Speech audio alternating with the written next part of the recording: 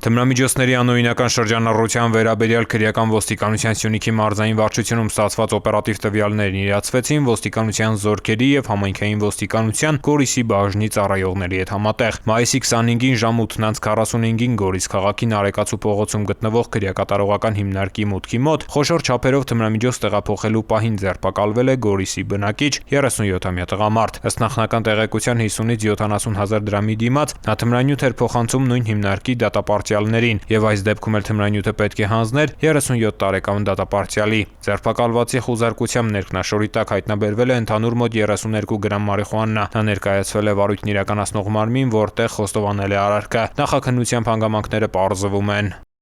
Ծանուցում ենթադրյալ հանցանքի մեջ կասկածվողը կամ մեղադրվողը համարվում է անմեղ, քանի դեռ նրա մեղավորությունը ապացուցված չէ Հայաստանի Հանրապետության քրեական դատավարության օրենսգրքով սահմանված կարգով՝ դատարանի օրինական ուժի մեջ մտած դատավճռով։